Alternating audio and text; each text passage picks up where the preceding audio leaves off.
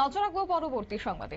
আবারও আবহাওয়ার দিকে নজর রাখবো, তবে এই মুহূর্তে নজর রাখবো বাংলার দিকে, কেননা চৈত্র মাসের মাঝামাঝি সময় আমরা দাঁড়িয়ে রয়েছে এবং যে জায়গাতে বলা চলে যে কাঠফাটা রোদের দেখা মেলার কথা এবং সেই সঙ্গে তীব্র দাবদাহ থাকার কথা, তারই ভিন্ন ছবি লক্ষ্য করা গেছে জলপাইগুড়িতে।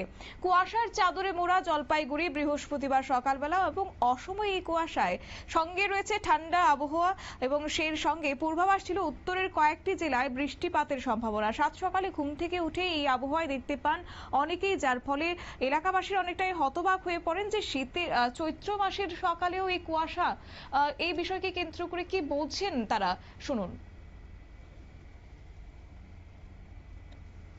সকালে এত কুয়াশা ছিল না, বেলা হচ্ছে এখন দেখি বেশি কুয়াশা হচ্ছে, মানে কিছু দেখা যাচ্ছে না রাস্তায় আমাদের, মানে যে শীতকাল, পুরা শীতকাল এখন এরকম এই অবস্থা দেখা যাচ্ছে কুয়াশার। এটা অসময়ের কুয়াশা, আকাশ সম্পূর্ণ ঢাকা আর ঠান্ডা হাওয়া আছে। হাওয়া আছে, ঠান্ডা ঠান্ডা হাওয়া আছে, ভালোই ঠান্ডা আছে, কিন্তু মনে হচ্ছে না যে এখন যে চৈত্র মাস এটা ভাবাই যাচ্ছে না, পুরা শীতকাল ভাবতেছে এরকম। আপনার নাম? আমার নাম গণেশ চন্দ্র সরকার।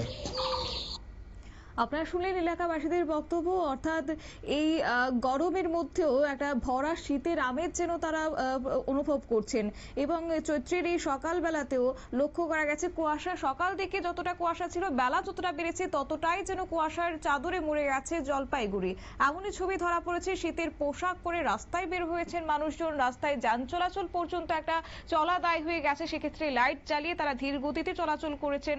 বেলা যত বেড়েছে এই কুয়াশার দাপট যেন ততটাই বাড়তে শুরু করেছে। এক অনন্য নজির ধরা পড়েছে আজ জলপাইগুড়িতে।